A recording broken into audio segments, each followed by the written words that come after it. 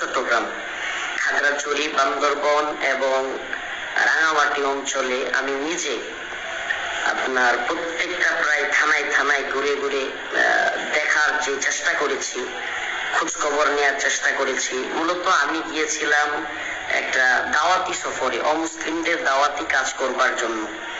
সেখান থেকে আমার যে উপলব্ধি, এবং আমি সাধারণ মানুষের সাথে কথা বলেছি, অমুসলিমদের সাথে কথা বলেছি, মুসলিম নাগরিকদের সাথে কথা বলেছি, আলেমদের সাথে কথা বলেছি,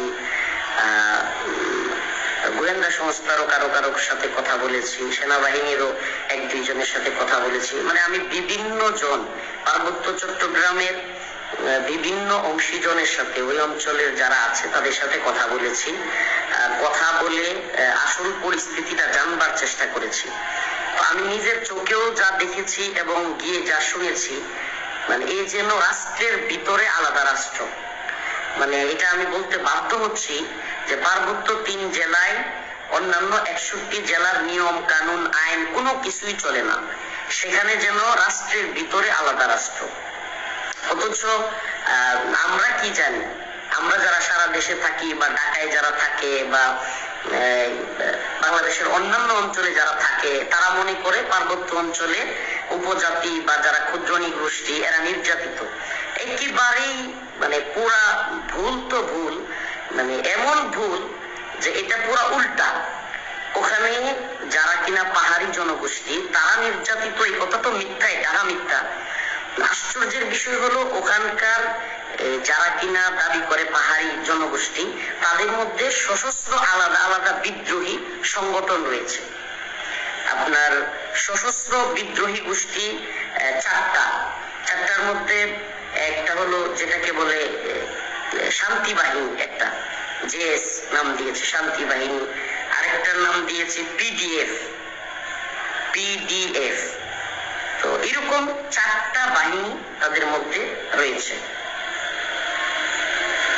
তো এই 4টা বাহিনী সশস্ত্র, এবং আপনারা মিডিয়ায় সাংবাদিকদের মাধ্যমে বিভিন্ন মাধ্যমে দেখেছেন যে তাদের কাছে অস্ত্র যাচ্ছে।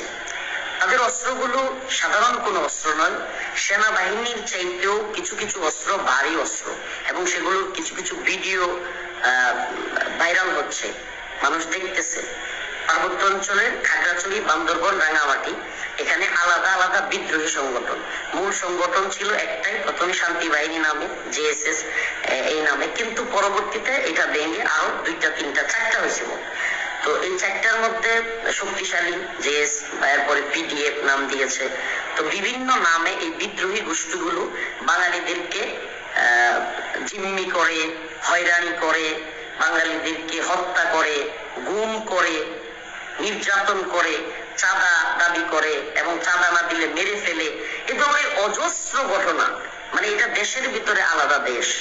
আমি নিজে ভুক্তভোগীদের সাথে অনেকের সাথে কথা বলেছি। আমি নিজে যেটা দেখেছি, একজন বাঙালি মুসলমান চালের একটা মিল করেছেন, আমি মিলে গিয়েছি, আমি নাম বলবো না, তার নিরাপত্তা সিকিউরিটি